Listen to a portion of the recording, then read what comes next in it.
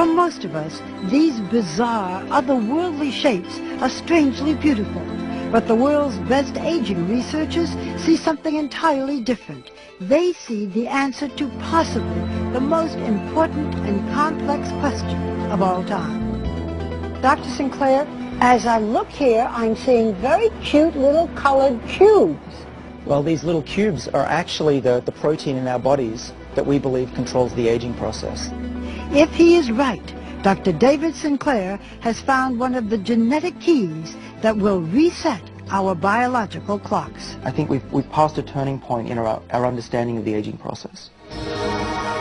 How did he discover these proteins?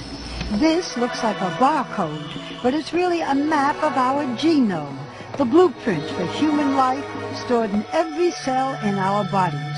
A few of these genes play a key role in the speed at which our cells age. Dr. Sinclair randomly tested tens of thousands of cells, searching for the chemical that would activate those genes. We found them by accident. We stumbled upon this molecule from red wine.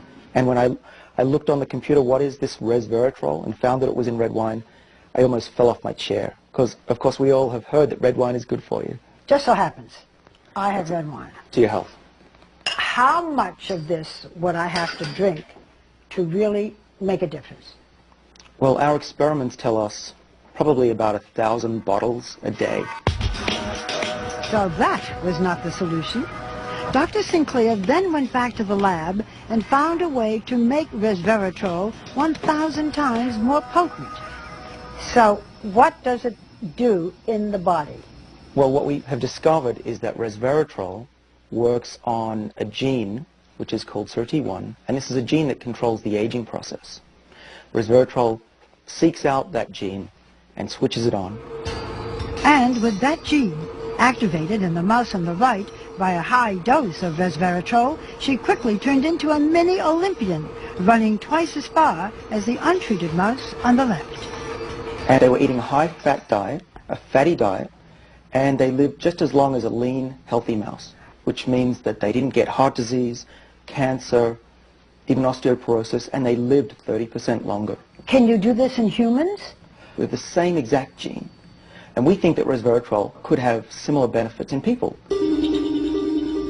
Realizing the blockbuster potential for his new pill, Sinclair teamed up with biotech entrepreneur Chris Westphal, together raising more than $100 million for further research. And we think that we can increase healthy lifespan. So if you're in your 80s, you'll be behaving as if you were in your 50s.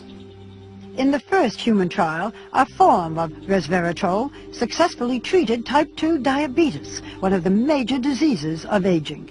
If everything goes very well, we will seek regulatory approval from the FDA in the next 5 years. I think a lot of people will say you're raising expectations. This can't possibly happen. My answer to that is, I agree, but it's true.